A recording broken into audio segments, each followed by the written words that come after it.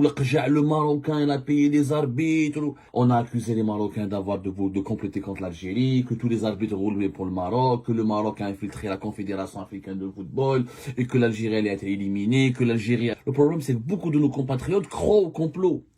Depuis 2021, depuis le début, depuis les incendies de Kabylie, jusqu'à Jamal Ben Smaïl, 3 ans de complot, de propagande, de conditionnement médiatique qui a donné des fruits. Il y a beaucoup de mes compatriotes algériens, quand je leur parle, ah, c'est un complot. Les arbitres, les Marocains, les Israéliens veulent se venger contre nous parce qu'on a soutenu la Palestine, alors qu'on n'a rien fait contre la Palestine. Même pas une grenade. Une grenade, la Palestine. Je ne vois pas qu'est-ce qu'on a fait pour la Palestine depuis octobre 2023. Mais si nous échouons, c'est pas parce qu'on est faible, c'est juste justement parce qu'on est trop fort et que d'autres veulent nous saboter. Mais on n'est jamais faible. À ce fléau, il faut rajouter le racisme endémique des médias appartenant à l'appareil propagandiste du régime algérien qui ont propagé, qui toujours, quand tu dis, je suis le meilleur en Afrique, j'ai les meilleurs hôpitaux en Afrique, c'est quoi? Alors que c'est pas vrai, alors que les classements internationaux disent que c'est pas vrai. Nous sommes premiers en rien en Afrique. Et malgré cela, on a voulu faire croire aux Algériens et aux Algériens qu'ils sont les meilleurs, qu'ils sont différents des autres Africains, qu'ils sont plus souverains que les autres Africains, qu'ils sont les plus menacés en Afrique, les plus jalousés en Afrique. C'est comme ça que le racisme s'est institutionnalisé. On était un peu raciste avant, mais on n'était pas aussi raciste qu'aujourd'hui. On narguait un peu les pays africains, mais on n'avait pas érigé ce complexe de supériorité à ce haut niveau comme on le fait aujourd'hui. On croyait au fait que nous avons, mais on n'était pas complotiste en tout.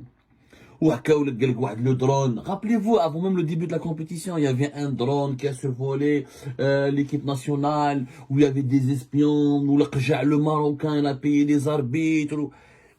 Dès le départ, c'était dès le départ, avant même de commencer les matchs, dès le départ, on voulait faire de l'Algérie une victime potentielle et que son échec était programmé.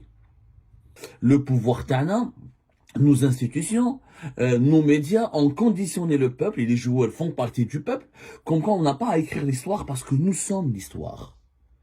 On est on est meilleur, on est glorieux, on est la mère des révolutionnaires, on est les plus beaux, on est les plus puissants en Afrique, on est les plus sexy, on est les plus là. Donc pourquoi travailler? C'est pas la peine de jouer, c'est pas la peine de faire des efforts. On est de facto les meilleurs. Normalement, quand on entend le discours officiel, les autorités algériennes et les médias algériens et de certains Algériens et Algériens qui ont succombé à ce discours, qui ont été manipulés par cette pensée dominante, encore une fois façonnée par le racisme anti-noir et le complexe de supériorité vis-à-vis de l'Afrique subsaharienne et le complotisme permanent. Il y a des complots partout. Les Émiratis complotent, les Marocains complotent contre nous, les Israéliens, les Français, les Maliens, même les Maliens ont comploté contre nous. Tout le monde complote contre nous. Donc, aider la pensée dominante à créer, à générer la culture de l'échec. L'échec. Parce que nous avons le goût de l'effort, nous a enlevé le goût du travail, de l'émancipation. Je vous l'équipe depuis le début, depuis le match contre l'Angola, le Burkina, mais à part quelques individualités qui ont sur le plan collectif, l'équipe était absente. Comme l'Algérie aujourd'hui, elle est absente sur le plan géopolitique, sur le plan économique. Aujourd'hui, notre pays, l'équipe nationale de football est à l'image de cette nouvelle Algérie, absente.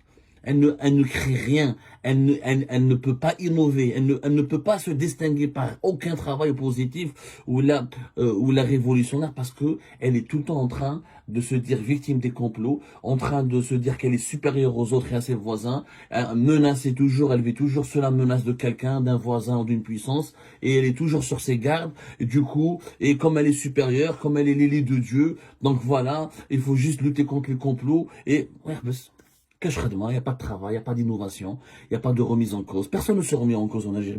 Juste le mais il ne s'est pas remis en cause. Un journaliste a dit de foot. C'est beau, je ne suis pas tu es en mission. Tu es en mission. Ça rappelle quoi? Ça rappelle le discours de Tebboune. Ah, les opposants sont en mission.